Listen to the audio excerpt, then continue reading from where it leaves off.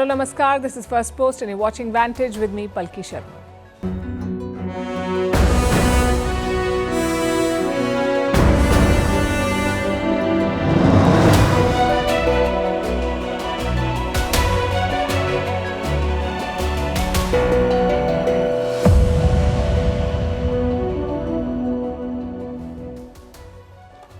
Day one of the Republican Party convention, Donald Trump made a grand entry with a bandaged ear and secured his party's nomination officially.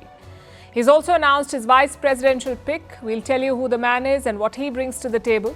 Also, how the Biden camp is coping with Trump's rising chances, how investors and donors are reacting, and what's the update on the investigation into the Trump shooting. We'll cover all of this and more.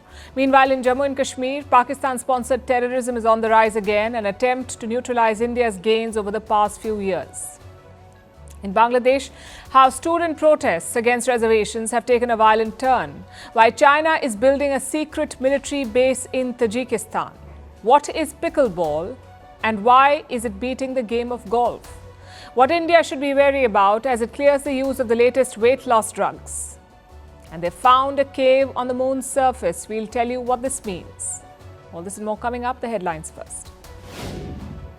Fresh protests erupt in Kenya's capital, Nairobi. President William Ruto accuses the US-based Ford Foundation of funding the anti-government demonstration. Ford Foundation rejects the accusation. Dozens of people have been killed in the protests that began a month ago.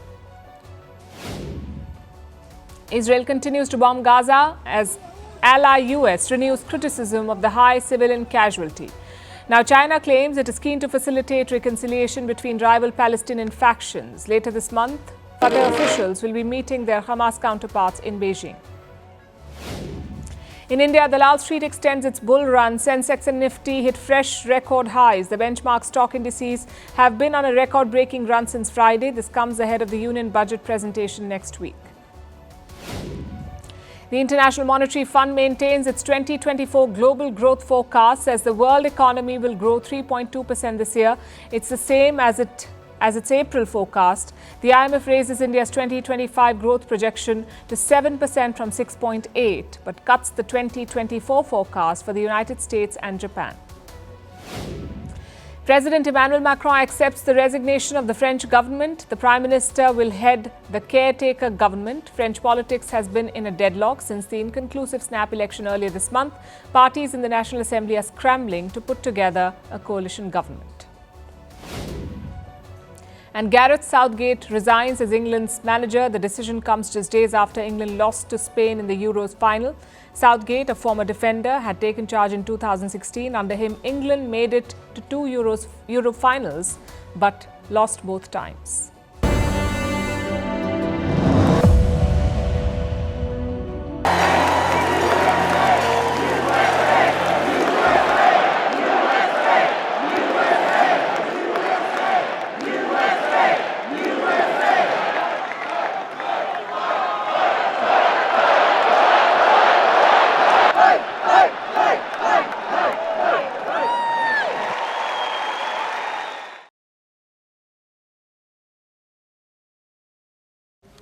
These are Donald Trump's supporters. They want him to fight, to relive the moment when he got up on stage almost immediately after being shot at.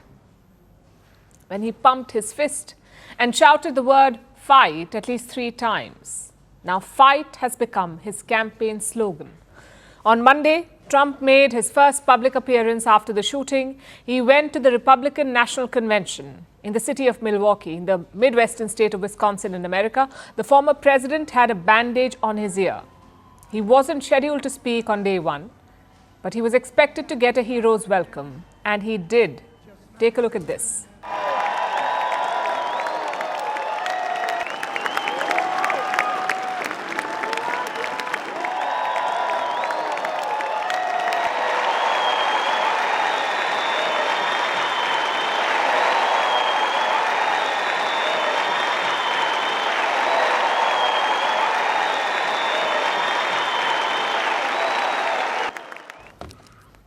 There is a wave of support behind Donald Trump now. Thousands of Republicans have gathered in Milwaukee. As many as 50,000 people are attending this event.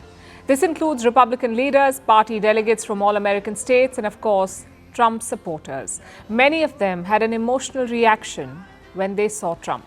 Very enthusiastic, very enthusiastic. Like there's hope, like there's hope. The man is tough. He is tough and he'll fight for every American. Energized, energized. I'm up for it, baby. Too bad it's not November 5th now. I love it. I love it. It stands for his greatness, his legacy. It just keeps growing. It keeps growing and keep growing. It is unbelievable, historic time. We are part of this history. It was an eventful day. Donald Trump himself was visibly emotional. This event, the Republican National Convention, underscores the mass support that he now has. The shooting came as a shot in the arm. From the grassroots to the top leadership, they're all rallying behind Trump now. I definitely believe we're sailing into uncharted territories. We're doing things that typically the Republican Party wouldn't do, and I think that that's grown the base for Trump, and I think that that's what's going to tip us over for this 2024 victory. Trump is expected to speak on Thursday, and he's completely changed his speech. We told you about this yesterday, about this change. Today we have more details. Reports say Trump wants to bring the country together with his speech. Earlier, he wanted to target US President Joe Biden, but now he wants to deliver a more unifying message. Trump has given a newspaper interview. I have a few quotes from what he said. Listen to this. The speech I was going to give on Thursday was going to be a humdinger. This is a chance to bring the whole country, even the whole world, together. The speech will be a lot different than it would have been 2 days ago. Trust Donald Trump to call his own speech impressive. But yes, the world's eyes will be on him. The speech is now the most important event of the convention. The nominations were wrapped up yesterday. Officially, Trump has clinched the Republican Party's nomination. He is their presidential candidate. His son, Eric Trump, made it official last night. And Madam Secretary, the great state of Iowa proudly cast all of its 40 votes for President Donald J. Trump. The state of Oklahoma proudly cast all of its 43 votes for President Donald J. Trump. On behalf of the West Virginia delegation, I am very proud to cast all 32 votes for our former and future president, Donald J. Trump. Cast our vote in favor of our next president, Donald J. Trump. And on behalf of the 125 delegates in the unbelievable state of Florida, we hereby nominate every single one of them for the greatest president that's ever lived, and that's Donald J. Trump. Hereby declaring him the Republican nominee for President of the United States of America. Trump was picked unanimously. The convention is the final step towards securing the nomination. Both the Democrats and the Republicans have separate conventions. It is where each party makes its candidate official. And this is how the process unfolds. Republicans, or Democrats as the case may be, from all over America gather at the convention. That's 50 American states and 6 union territories. Now, all of them send their representatives. These are called the delegates. They officially cast their votes and they select the candidates, the nominees for president and vice president. Now, Trump has been a clear choice for the Republican Party, so his nomination was only a formality. Yesterday, he also declared his running mate. That's Trump's candidate for the vice presidency. He's picked a man called JD Vance. And just like Trump, Vance faced no challengers. We'll tell you more about him in a bit. So the Republican convention is underway. It's a 4-day affair. Next month, it will be the turn of the Democrats. They will hold their convention in the month of August. Now, until a couple of weeks ago, Joe Biden was expected to be confirmed here. He was sure to be the Democratic nominee. The process would have been exactly the same as with the case of the Republicans. But now all bets are off. The Democratic Party is in disarray. There is no unanimous support for Biden anymore. Instead, there are calls for him to step aside. There are growing concerns around Biden's health and his ability to carry on for 4 more years. A growing section of the Democrats wants Joe Biden to go to be replaced by someone younger. But Biden remains adamant. He hasn't stopped campaigning. In fact, now he says that he wants to debate Donald Trump again. Mr. Trump has said he's giving you a chance to redeem yourself, basically the idea of engaging in another debate. We're going to have another debate. The Democrats have suspended all campaign ads meanwhile. They've also dialed down any direct criticism of Donald Trump. They wanted to show solidarity after the shooting. But they don't seem to have a winning strategy at this point. They certainly don't have a winning candidate. Trump seems to be running away with this election. In 2020, towards the end of his presidency, Trump was virtually boycotted. More than 10 internet platforms had banned him. He faced a range of lawsuits. In the past few months, he staged a dramatic turnaround. Today, he's on the verge of the ultimate comeback. He's up against a weak contender, and the shooting has galvanized his supporters. At this moment, it seems like it's Trump's election to lose.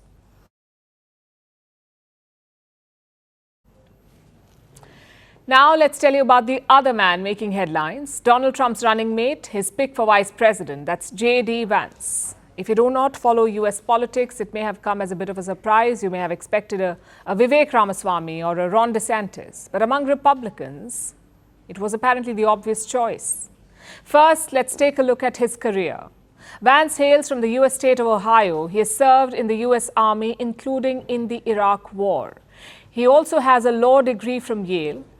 After that, he joined an investment firm in Silicon Valley. But Vance's big moment came in the year 2016. That's when he published a memoir, Hillbilly Elegy. That's what it was called. This book narrates his life in rural and working class America, and it struck a chord with a lot of people. The book ended up being a bestseller. Interestingly, Vance did not support Donald Trump in the year 2016. He was a vocal critic at the time. He called Trump an American Hitler, a terrible candidate that he would never support. So what changed his mind? Well, Vance says that Trump's policies forced a rethink. Others say that it was just political opportunism. Either way, it has worked, because in 2022, Vance was elected to the US Senate. And now he is Trump's pick for vice president. Take a look at his nomination at the Republican convention. The question is on the motion that Senator JD Vance be nominated by acclamation. All those in favor signify by saying aye. Aye! All those opposed signify by saying no. In the opinion of the chair, the ayes have it, and the motion is adopted. Without objection, the motion to reconsider is laid upon the table. Now, the obvious question is this: why Vance? Well, there are mainly 4 reasons behind Donald Trump's pick. Number 1 is age. JD Vance is just 39 years old. Trump is twice his age, and Joe Biden is more than twice his age. So the nomination is like a balancing act for the Republican ticket. An old president, but a young vice president. Reason number 2 is policy. Vance is almost always on the same page as Donald Trump. And when he's not, he won't push his opinion. Instead, he will change it. Just consider abortion. Earlier, Vance had a radical position on the issue of abortion. He said even victims of rape or incest should not get an abortion. But Donald Trump's position is different. A, he believes in exceptions for rape, and B, he wants US states to set the law on abortions. So what did JD Vance do? He backed away from his previous position. Same with foreign policy. Vance has echoed Trump's position on Ukraine. First, he wanted to stop military aid to Kiev, but now he wants negotiations to end the war. Russia would not have invaded Ukraine if Donald Trump had been president. Everybody agrees with it. I think what President Trump has promised to do is go in there, negotiate with the Russians and Ukrainians, bring this thing to a rapid close so that America can focus on the real issue, which is China. Even Joe Biden talked about this. He called Vance a Trump clone. What do you make of JD Vance? JD Vance. JD Vance. What do you think of JD Vance? He's a clone of Trump on the issues. A clone of Trump on the issue. So I don't see any difference. Which brings us to the third reason why he was picked: loyalty. Every president expects this from their vice president. But Trump's expectations are higher. Just think back to 2021. The US Congress was about to certify Joe Biden's election victory. Mike Pence was presiding over that meeting. And he says that Trump asked him to reject the results, to not certify Biden's victory. Of course, Mike Pence did not listen to Trump at that point. But what if JD Vance was in Mike Pence's position? Well, we don't have to speculate. Vance was asked this exact question recently, and he said he would not have certified the election results. That's the sort of loyalty that Trump wants. Which brings us to the final reason, Vance's core support group.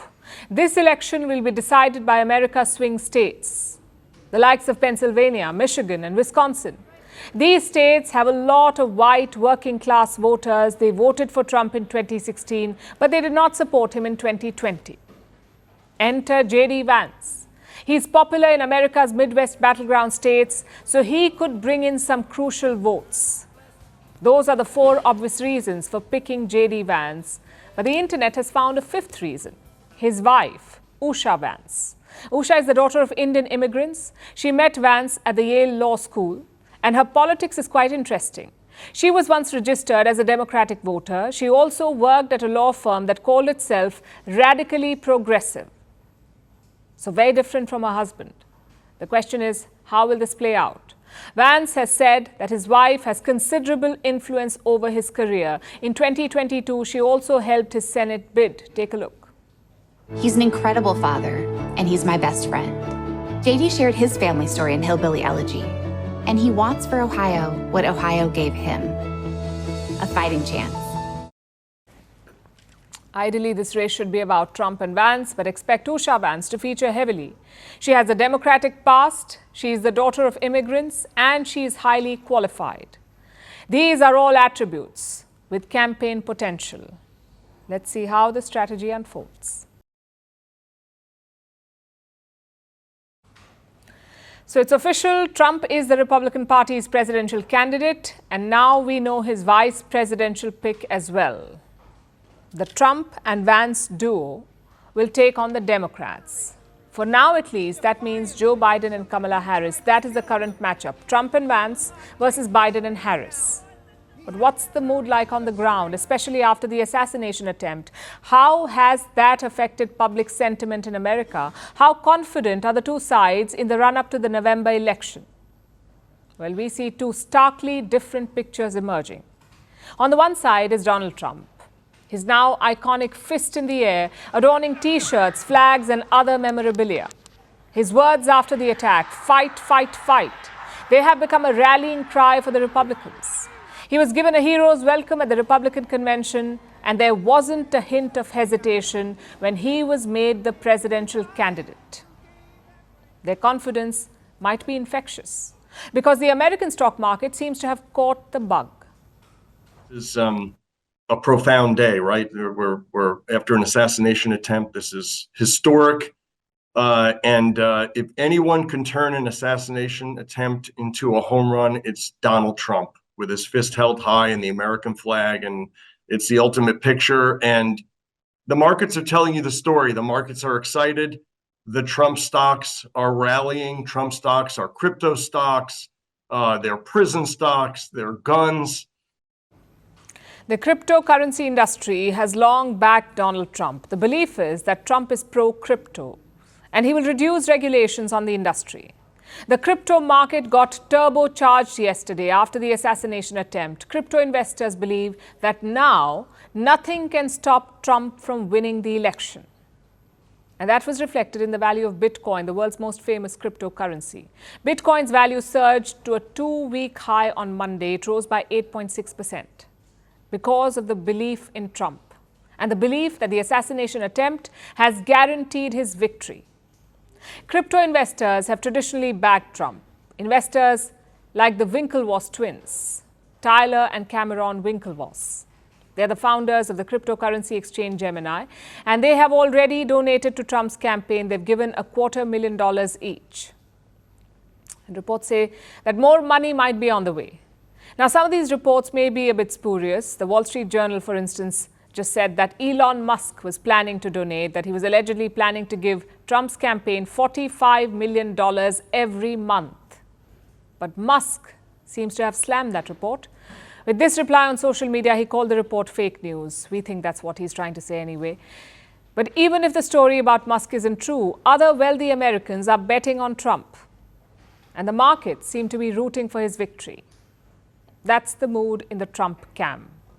What about the Democrats? How are they reacting to the assassination attempt on Trump? How are they dealing with the fallout? Well, it seems like they're in damage control mode. Joe Biden definitely is. Called your opponent an existential threat. On a call a week ago, you said it's time to put Trump in the bullseye.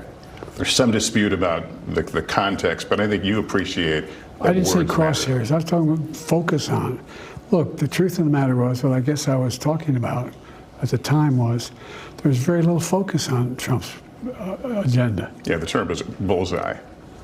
It was a mistake to use the word. I didn't say crosshairs. I meant bullseye. I meant focus on him. Focus on what he's doing. Biden says he made a mistake when he said the words, "It's time to put Trump in the bullseye."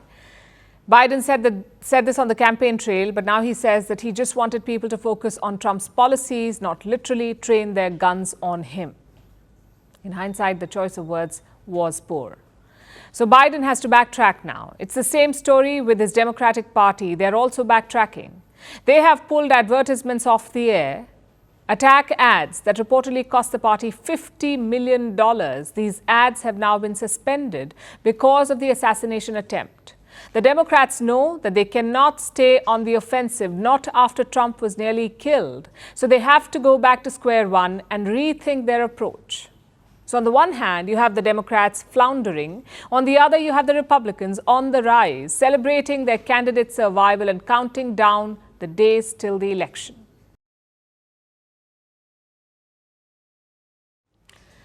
This brings us to the shooting itself. It was a massive security lapse, and reports suggest officers did not act fast enough. Witnesses say they warned the police. They pointed at an armed man on the roof. They kept raising the alarm, yet nothing happened. One police officer even confronted the shooter. So why then could he not stop him? And who's to blame for this failure? Is it the Secret Service or the local police? Our next report tells you. On top of the roof, look.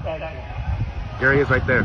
Minutes before the shooting, it was evident something was wrong. Yeah, he's laying down. Yeah, look. There he is. Witnesses saw a suspicious man. He was armed, he was pacing up and down. So they warned the local police.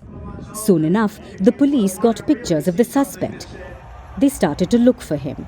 It was a local town police officer who finally found him.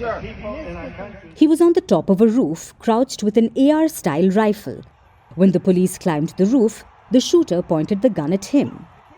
One of our officers actually assisted a lift of a second Butler Township police officer up to the roof, at which time the officer grabbed hold of the edge of the building, pulled himself up to be able to look, and according to what he's told me, shooter turned, rifle was pointed at the officer. The officer, defensive move, kind of ducked, fell, lost his grip on the building. The man on the roof was Thomas Crooks. Just a moment later, he took a shot at Donald Trump. The bullet whizzed past Trump's right ear. He ducked. A sniper took down Crooks. But by then, it was too late. A massive security failure had already happened. People in the crowd say they saw the armed man on the roof. They tried to warn the police. He's on top of the roof. Don't go over there. He's on the roof, buddy. A police officer even looked towards the building, but nothing happened. Reports suggest there were 86 seconds between the warning and the first shot. That meant the police had over 1 minute to get the suspect. So what were they doing? These are some of the questions being asked of the Secret Service. After all, they were in charge of the former president's security. At President Biden's direction, an independent review of the incident will be conducted, one that will examine the Secret Services and other law enforcement actions before, during, and after the shooting. The U.S. Secret Service says it will fully participate in the probe. Director Kimberly Cheetle apologized for the incident. She called it unacceptable. She took responsibility for the agency's failure. But when asked if she will resign, this is what she had to say. I appreciate the Secretary's comments, and we're going to continue to be transparent and communicate with people. You plan to stay on, absolutely. I do plan to stay on. Only the probe will reveal what went wrong, but most suggest it was a failure to secure the outer perimeter. You see, during events like this, the Secret Service draws up an overall security plan. They are usually in charge of the inner perimeter where the event is taking place. The security for the outer area around it depends on the local police. Crooks fired a shot from around 450 feet away. That was part of the secondary ring, which was to be secured by the local and state officers. So some experts argue the local police weren't trained enough to do the job. Others say the Secret Service was spread too thin. But while the blame continues to shift, questions still remain. Why was the roof not secured? Why did the police not act on the tip? And was the Secret Service to be blamed for this, or the local police? These are some critical questions that need to be answered. The most important one being, as America goes to polls, can the Secret Service guarantee the safety of the contenders?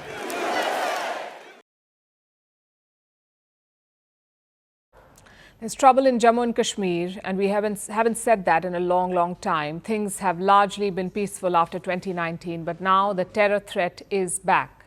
The latest incident was on Monday night. Security agencies got a tip-off in the Doda district. It's located in southern Jammu and Kashmir. When they reached the area, terrorists fired at them. What followed was a deadly gunfight. 4 Indian Army soldiers sustained injuries, and one of them was an officer. They were rushed to a nearby hospital, but it was too late by then. All 4 succumbed to their injuries. And what about the other side? Reports say 6 to 8 terrorists were involved. They belong to Kashmir Tigers, a terror group linked to Jaish-e-Mohammed. More soldiers have been called in to flush out these terrorists. But we are talking about a difficult terrain here. Doda has a very thick forest cover, so the operation will take time. Defence Minister Rajnath Singh has spoken to the Army Chief. He's been briefed on the search operations, but this goes beyond just one encounter. It's part of a worrying trend now. Look at all the recent terror attacks in Jammu and Kashmir. July 8th, 5 soldiers were killed in an ambush. June 26th, 3 terrorists were killed and 1 policeman injured. June 24th, 2 soldiers were injured in an encounter. June 16th, a terrorist was killed in a gunfight. June 9th, 9 pilgrims were killed after terrorists attacked their bus. May 4th, 1 soldier was killed after terrorists attacked an Air Force convoy. Now, these are just a handful of examples, but they make one thing quite clear. Terrorists are on the move again. Their focus seems to be Jammu this time, which is strange. This region had been largely peaceful until 2021. Kashmir was the hotbed of terrorism, but Jammu was mostly stable. Now that seems to be changing. Multiple attacks have been reported in Jammu. Put together, they have claimed 70 lives, and that includes 52 security officials. Jammu has reported 11 terror attacks in the last 78 days, so clearly there is a problem. Opposition parties are blaming the government. Congress leader Rahul Gandhi says soldiers are bearing the brunt of the BJP's wrong policies. Even the police chief is under fire. Regional parties are calling the Kashmir DGP a communal fixer. They want him sacked. It's probably a response to what he said on Monday. The DGP had pointed fingers at Jammu and Kashmir's regional parties. He accused them of allowing Pakistan to infiltrate Kashmir's civil society. So that's the current situation. Terrorism is surging in Jammu. Soldiers are being targeted, and political parties are at each other's throat. All of this raises 2 important questions. 1, why have terrorists shifted focus from Kashmir to Jammu? And 2, can elections be held in these circumstances? Let's look at the first question first. There are 3 possible reasons for the resurgence. Number 1, the Indian Army has changed strategy in recent years. Terrorists in Kashmir had been beaten back, so soldiers were redeployed in Ladakh to challenge China. This troop production may have emboldened the terrorists. A second reason is the terrain. Jammu is located to the south of the Pir Panjal Mountains. It's hilly and dense. And like Doda, you have forests for cover. It's the perfect terrain to move around undetected. And finally, the third reason, Pakistan's campaign. Islamabad will not let Jammu and Kashmir succeed. Even the Indian government knows this. Sources say that Pakistan has activated terror launch pads in the region. Their aim is to keep spreading fear, to keep Jammu and Kashmir bleeding. Which brings us to the second question that we posed. Can elections still be held? Can they still go ahead? The Supreme Court of India has set a deadline for the central government. Elections must be held before September 30th. The government says it is committed to holding them. But after the recent attacks, who knows? If you hold the elections, you give terrorists a target. If you don't, you give Pakistan a moral victory. More importantly, you delay democracy in an integral part of India. So New Delhi has its work cut out. Jammu and Kashmir has made rapid gains in the last few years. Now is the time to protect those gains.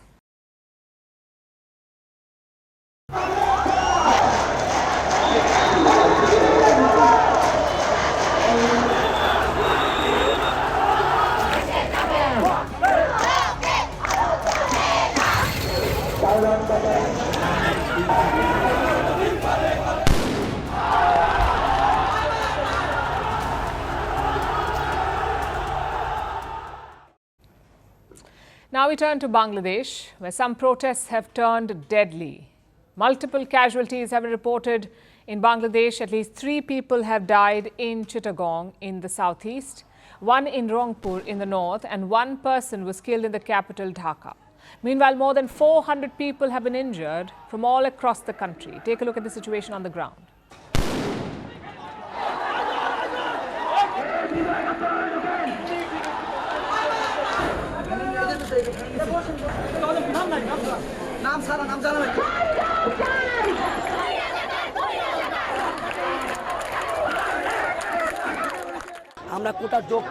We demanded rational reformation of the quota system. We did not desire anything else. The ongoing protests are against Bangladesh's quota system. Let me explain. Every year, they recruit people for government jobs. Now, these are considered safe jobs, jobs that offer assured career growth. So these jobs are highly coveted. Every year, the government releases a list of vacancies, but all the jobs listed are not up for grabs because more than half of them are reserved. 1% of all the jobs are reserved for people with disabilities. 5% are reserved for minority communities. 10% are reserved for women. Another 10% are reserved for people from underdeveloped districts in Bangladesh. So that's 26% of the jobs reserved. But that's not all. The largest reservation is for freedom fighters, the people who fought to liberate Bangladesh from Pakistan back in 1971. 30% of all jobs, all government jobs are reserved for these people, for their children and their grandchildren. When we add this to the other reservations, the total comes to 56%, meaning 56% of the government jobs in Bangladesh are reserved. They're not open to the general public. And this is why the students are angry. This is why they have been protesting. The quota system had been scrapped in 2018 after similar protests, but now it has returned. Last month, a court reinstated the quotas, and that is what sparked the latest round of demonstrations.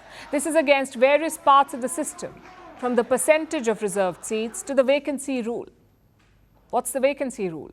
If a reserved job cannot be filled, if the quota candidates fail to clear the requirements or the recruitment tests, the job would be left vacant. It would not be opened up to the general public. That is the rule, even if there weren't enough reserved candidates applying. The vacancy remains, but it's not given to the general public. And remember, these jobs are much sought after. So these wasteful vacancies also riled up the people.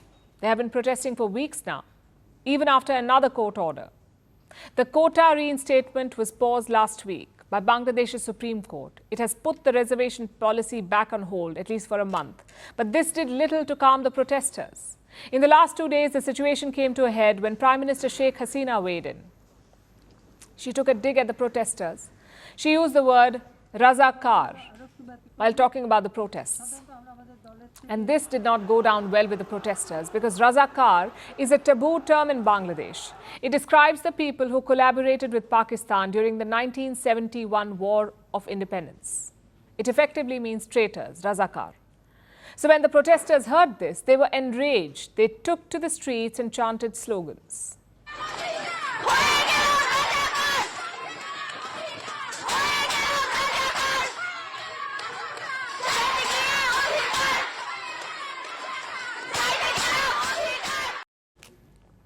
That roughly translates to, I went to ask for my rights and I became a Razakar. The next chant was even more problematic.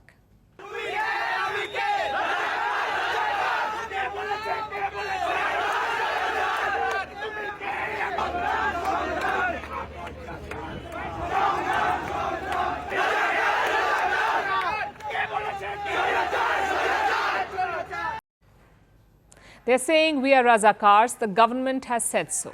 Now, if you remove the second line of this chant, it looks like the protesters are just calling themselves Razakars. And remember, that is taboo in Bangladesh. In fact, it is an insult to the nation's freedom struggle.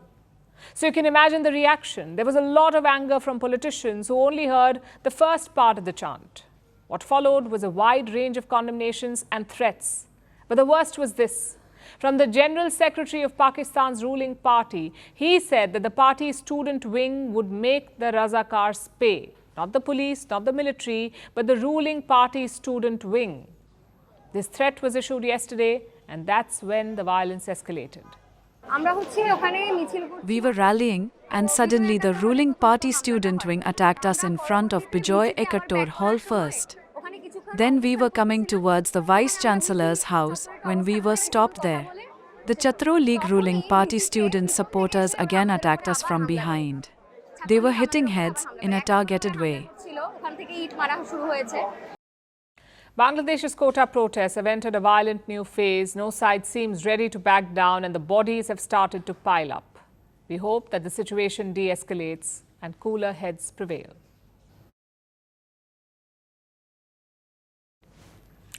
Now let's shift focus to China, which is expanding its military clout by building more military bases overseas. A new report has come out. It says China is running a military base in Tajikistan. Here is what it looks like.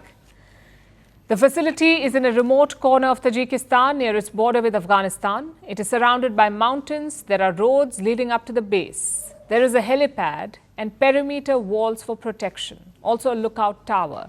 So this is a fully equipped military facility. Chinese and Tajik troops are believed to be stationed here. They have a growing military partnership, these two countries, China and Tajikistan. They signed a security pact in 2016. Both countries now hold regular military drills. And now it appears that they have a military base as well. By the way, this is not a new claim. A similar story had emerged in 2021 as well. This base is believed to be next to an old Soviet outpost. 3 years back, the Chinese were aggressively expanding the facility. That's what the report said. Both China and Tajikistan have denied it. They say no such base exists. But it is increasingly clear that it does. And the two sides have been secretly building this facility. They're also expanding their defense partnership, planning to take it to the next level with yet another military base. That's right. They plan to build a second facility near the Afghanistan border. So the existing facility could be transferred to China, and that too completely free of charge. Apparently, Tajikistan has made an offer. It is willing to waive rights to collect any rent. In exchange, it wants military aid from Beijing. So China could end up with 2 military bases in a friendly country. Earlier this month, Xi Jinping visited Tajikistan. The Chinese president was on a state visit. He's trying to carefully nurture this relationship because China needs this strategic turf and these bases. One reason for that is the Taliban. Since their return to power, Beijing has tried to develop close ties with the Taliban. Earlier this year, China welcomed a Taliban ambassador, the first country in the world to do so, to formally accept a Taliban envoy and extend diplomatic recognition to him. China did it. It has also sent its own ambassador to Kabul, so it is actively and formally engaging with the Taliban, but that should not be mistaken for support. It's a transactional exchange. China has clear expectations from the Taliban. It wants certain guarantees against the Uyghurs in Afghanistan. Around 2,000 to 3,000 Uyghurs live there.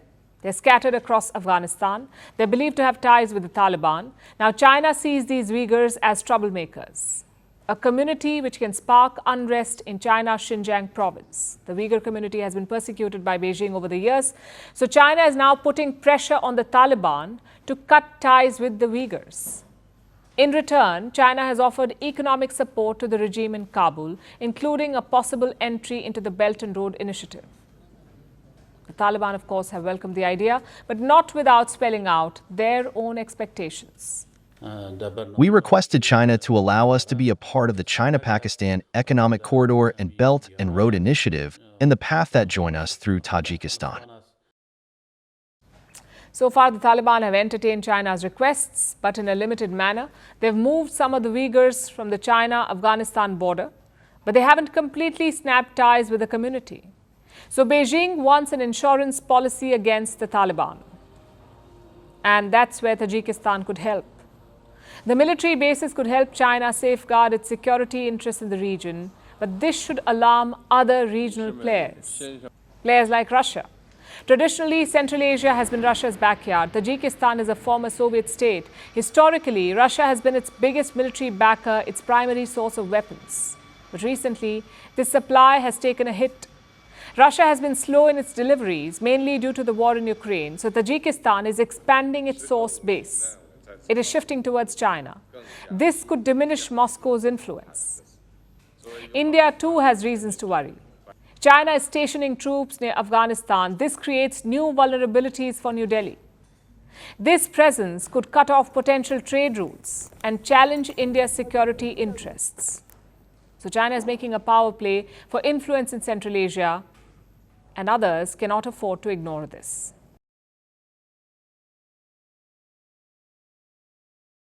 Our next story is about a sport that has put golf in a pickle. We're talking about Pickle Ball. It is a mix of badminton, tennis and table tennis. It has about 9 million takers globally. They're called picklers. And their craze has made pickleball one of the fastest growing sports globally. World-renowned athletes are investing in it now. Countries are hosting pickleball leagues. Professionals are increasingly saying goodbye to golf and playing pickleball to close deals. So what makes pickleball such a crowd pleaser? Our next report tells you. What do you do when you want to woo clients? You take them golfing. Golf courses have long been hailed as the ideal venue to close deals. But now it seems golf needs to move over for something called pickleball. If pickleball were an awkward teenager, it would most likely get bullied, owing to its name, which has nothing to do with pickles, by the way. But it has inspired a newfound craze. Demand is soaring for pickleball courts. Pickleball fashion is raging. World-renowned athletes are investing in the sport. Country after country, including India, is hosting pickleball tournaments. And tennis star Novak Djokovic is scared of it. He says soon tennis clubs will be converted to host pickleball. The horror. In the 3 years leading up to 2022, the number of picklers grew by 159%. Yes, that's what people playing pickleball are called. Picklers. The world has about 9 million of them, and they are forecast to reach 22 million this year, making pickleball one of the fastest growing sports globally, and the fastest growing sport in the US, where pickleball is now serving more than competitive or recreational needs. It is helping professionals schmooze. I think a lot of sports, you don't have that ability to really connect on and off the court or the field, but pickleball allows for that. And so I think when you walk away from a good day of pickleball, you walk away feeling really accomplished. But what makes pickleball so appealing? The answer lies in how the sport is played. Pickleball is a mix of tennis, table tennis and badminton. It can be played both indoors and outdoors. Players use a plastic paddle, which is much easier to handle than tennis or badminton rackets, and a plastic ball that is slightly bigger than a tennis ball. The serves can be underhanded and low. In a nutshell, pickleball is relatively easy to learn. It is slow-paced. There is less ground to cover, which makes it easier to play than badminton, tennis or table tennis. Plus, it's cheaper and less time-consuming to play than golf. Pickleball is a moderate intensity workout. kind of like hiking, yoga, and aerobics. It reduces cholesterol levels and blood pressure. It increases cardiovascular fitness and oxygen intake. Plus, it is fun. While 50% of the people quit exercising 6 months after starting, research proves that picklers come to the court again and again. It's a small court, so you get to meet people. The rules and the equipment have made it gender and age neutral, so you can play with all ages. Grandchildren, grandparents are playing, and the ease of entry into the sport has made it so suitable for people that have not been doing a sport for a while. That being said, pickleball is not for everyone. When the rigid plastic paddle hits the plastic ball, there is a noise. Multiply it by hundreds of hits across the court. It can be annoying. Local residents across dozens of cities have rallied to limit the sport. They have blocked the development of new courts and compared pickleball courts to a pistol range in your backyard. So golf may not have a lot to worry about just yet. But if we are to believe the trends about pickleball, soon enough the sport is bound to put golf in a pickle.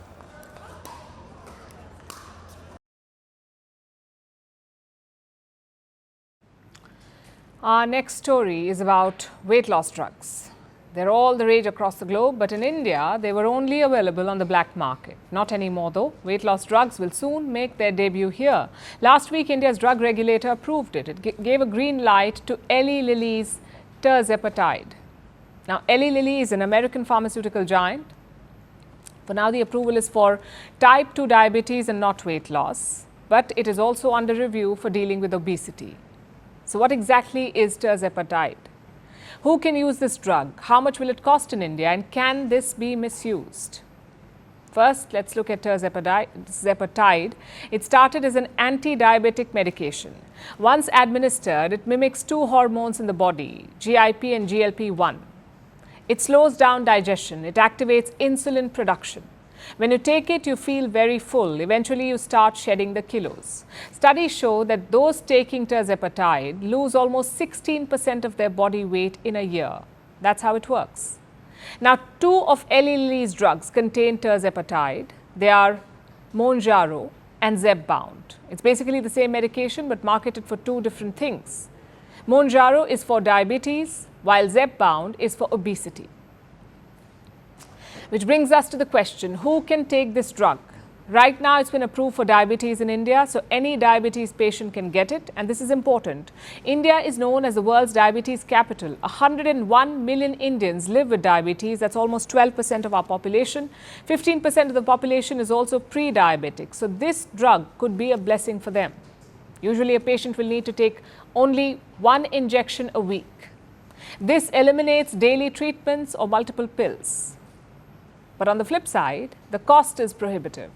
A monthly package of the drug comes at a cost of $1,000. That's around 83,000 Indian rupees every month. 83,000. So one injection will cost a little over 20,000 Indian rupees. Compare that to what we have right now. Drugs like metformin. It's a common drug for type 2 diabetes. One strip of 20 tablets costs around 31 rupees. So in a month, you spend around 50 rupees for the diabetes medicine. Then there's insulin. On an average, a diabetes patient spends somewhere between 2,000 to 5,000 Indian rupees on insulin every month. Still significantly cheaper. So at that price point, more than 80,000 per month, tirzepatide is not an option for most people in India. How then will it work for the Indian market? Well, it may not be a crowd favorite for diabetes, but it could work for weight loss. India has 80 million obese people. By 2034, 11% of the population will be obese. Another 225 million people are overweight, which makes this an upcoming market for anti-obesity drugs. And the demand is soaring. In 2022, India's weight management market was worth over 1,500 crores. By 2028, it's projected to be worth 2,800 crores. Thousands of Indians are already buying weight loss drugs, even though they are not legally available here.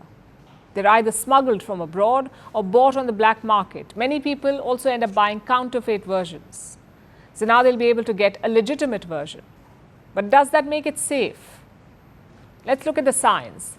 Tirzepatide is recommended for chronic weight management. So it's for people who cannot lose weight any other way. It's not to be consumed casually to shed a few kilos here or there. Plus, the drug is not a miracle solution. You need to keep taking it for the effects to last. Those who stop taking it are said to regain most of their weight. And it only works when you couple it with a good diet and exercise. But that's not stopping weight loss seekers from exploring this option. And this is leading to a shortage for those who actually need it, diabetic patients. All of that must be kept in mind when these drugs are launched in India. Weight loss drugs are a money spinner, and India is a critical market for them. But it's important to tread cautiously down this road.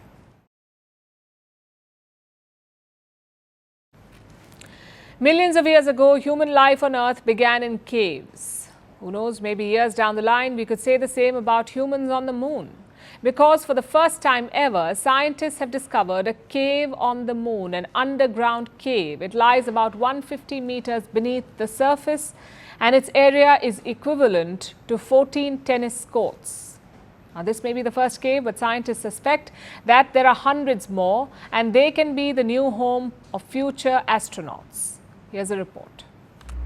It's one small step for man, one giant leap for mankind. The year was 1969. It was the month of July when the first human landed on the moon during NASA's Apollo program. The important achievement of Apollo was a demonstration that humanity is not forever chained to this planet, and our visions go rather further than that, and our opportunities are unlimited. 55 years later, we have taken one more step closer to that dream. Not far from where Neil Armstrong and Buzz Aldrin landed for the first time ever, scientists have found a cave on the moon. They suspect there are hundreds more, and that the caves could be the new home of future astronauts. We'll tell you why. But first, let's talk about the alien cave Earthlings have discovered. It's located in what's called the Sea of Tranquility, the first site that was visited by humans. Though the area is quite big, the cave is 400 kilometers from the Apollo 11 landing site. It's visible to the naked eye from Earth because the cave's area is equivalent to 14 tennis courts. It's 45 meters wide, 80 meters long, and lies about 150 meters beneath the surface. And this is what makes it interesting. This is an underground cave. It looks like the opening of a pit. If you enter it, you will find vertical walls around you. They extend to the floor, which is a rock pile. According to predictions, this pit is connected to other tunnels inside, which may lead to more underground caves. Because this cave was made millions or billions of years ago when lava flowed on the moon, and this created tunnels through the rocks. The closest equivalent to this can be found in Spain. We're talking about the volcanic caves in Spain's Lanzarote. In fact, scientists behind the moon cave discovery visited the Spanish caves for better understanding. Coming back to the moon, you already know that countries are racing towards it. They want to establish permanent human presence there. And that's where the moon caves come in. They can be ideal to build a permanent base for astronauts. Not only for aesthetic Instagram selfies, but because they offer protection. They can protect astronauts from radiation, extreme temperatures, and space weather. Sure, the caves are deep, astronauts can safely fall inside. But going back up may be a task. The distance cannot be climbed easily, so astronauts may need jetpacks or some kind of device that gives them a lift so that they can get out. But despite the depth, this isn't a tall order, which is why scientists are optimistic. Experts say lunar caves will be a good place to build bases. Humans could potentially be living in lunar pits in 20 to 30 years. One can almost imagine a booming real estate market. And if you ask us what we think about it, we can only say this: fly me to the moon. And now it's time for Vantage Shots, images that tell the story. India's Finance Minister Nirmala Sitharaman takes part in the traditional halwa ceremony ahead of the union budget. Thousands of Iranians mark Ashura in Tehran, and Spain's football team celebrate their Euro win with a parade in Madrid. Finally, we're taking you back in history. On this day in 1945, the United States tested the world's first atomic bomb. The explosion was the culmination of the secretive Manhattan Project, headed by Robert Oppenheimer. The next month, 2 atomic bombs were dropped in Japan, thus ending the Second World War. We are leaving you on that note. Thank you for watching. We will see you tomorrow. On the New Mexico desert come first pictures of the sequel to the atom bomb's final test. From this observation tower, scientists watch the result of their years of work.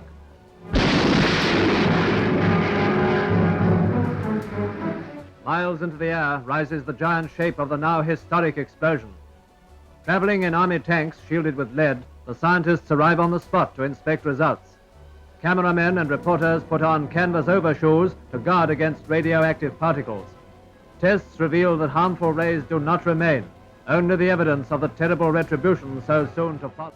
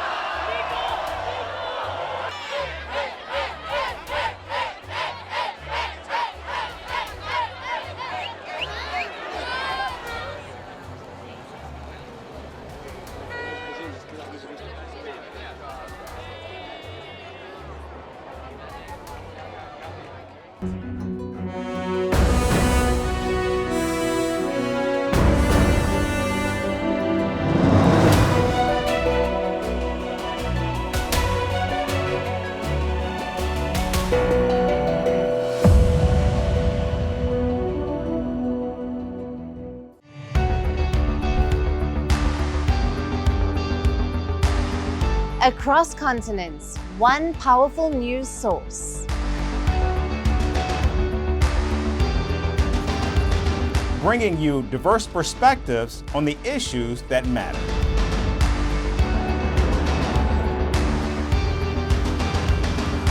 We go beyond the boundaries to give you that little extra about every sporting moment.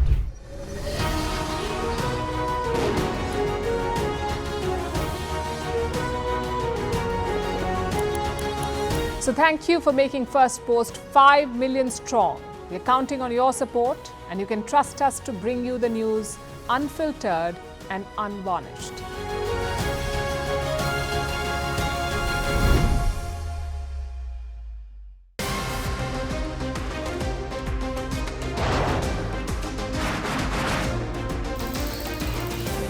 On the show today, the T20 World Cup bandwagon fans moved across to the West Indies. What can you expect from this? Hello, I'm Alison Green, coming to you from Durban, South Africa. Today we have a special show. Start with a report on India's shifting nuclear posture. The first time since India officially became a nuclear power. Hello and welcome to Firstpost America. I'm Aaron Ham, coming to you live from the nation's capital, Washington, D.C.